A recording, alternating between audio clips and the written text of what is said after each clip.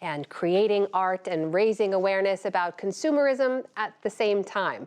Special correspondent Kat Wise visited a husband and wife team in rural Indiana to see how they've pivoted their lives and their livelihoods to focus on this passion. It's part of our Arts and Culture series, Canvas. Down a quiet country road near Spencerville, Indiana, you'll come across a farm that doesn't look like others in the area. A different kind of product is cultivated here, art.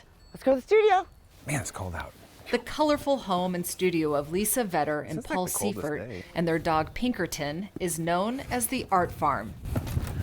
The married couple, who grew up in nearby Fort Wayne, have turned their farm into an artistic oasis where they create and display their work, clocks, sculptures, jewelry, and more, all made out of found objects they started collecting about 30 years ago. We both loved going to flea markets and junk shops and finding cool stuff. Vintage stuff. Vintage stuff. I swear, I said one time, you know, we got to stop buying all this cool stuff, or we got to start doing something with it all. Yeah.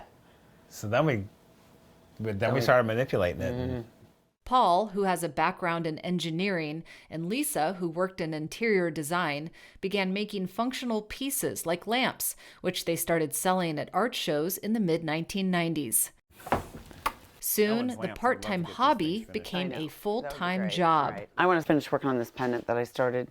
Today, Paul and Lisa create new life for old objects in their workshop on the farm, where anything can become art. Tell me about a piece like this. This is a work in progress, is that right? For example, if I'm at the thrift store and I see this sitting on the shelf, I'm like, oh yeah, that's a skirt. But we've got a lot of old, you know, the old coffee tins and stuff. Look how perfectly that fits That's over. a big deal when something fits perfectly. The connection. Things got to fit or they get wobbly. You want to make art so that it lasts. So when I want somebody to give it down to their kids and hopefully their kids. So I just don't want to make art that's just going to be a throwaway. Preventing things from being thrown away is a big focus of Paul and Lisa's work.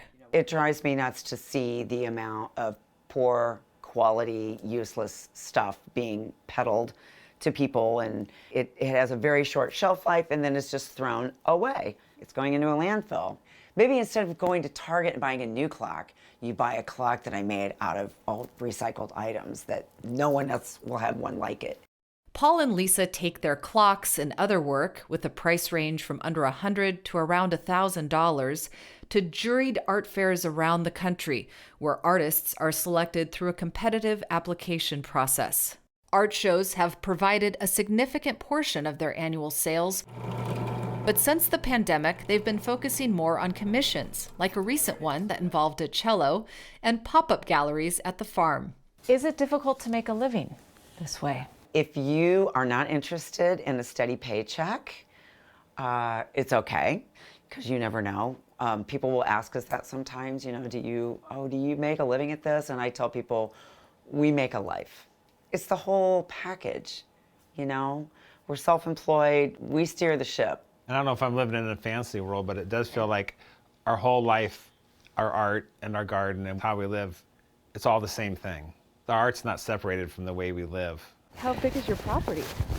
We have 5 acres total. So During our recent visit, they took me on a tour of their property, including the 160-year-old barn where they store the rig they use when they travel to art fairs. She runs good. Her name is Agnes. And when we roll into the show, people know that we're there because no one else is driving in 1977. Yep. Midas Mini Home. And I've learned to put cheap beers in my fridge to give to all my artist friends that ask me for a cold beer.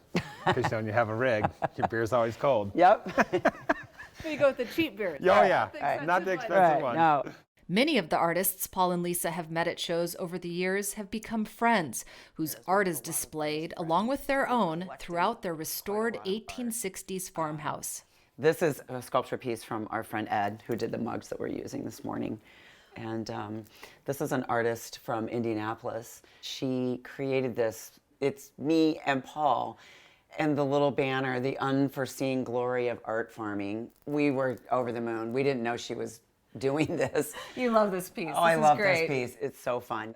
Paul and Lisa are trying to spread awareness about consumerism and waste in their community by hosting school groups and art classes that focus on reused materials. I like the fact that they use found objects and make them live again. Oh, now these are new. This is a Sandy new idea, Beaver, too, who then. lives nearby, is a regular at the art farm and stopped by on a recent evening to check out some of Lisa's new jewelry. The blue metal in the background is actually building material metal, and then this is recycled license plate. That's what I like about Lisa's artwork. I know her quirkiness, and I enjoy that.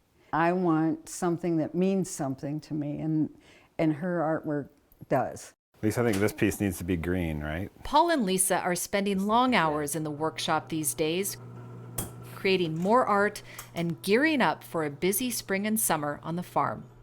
For the PBS NewsHour, I'm Kat Wise in Spencerville, Indiana. Love that line, the difference between making a living and making a life.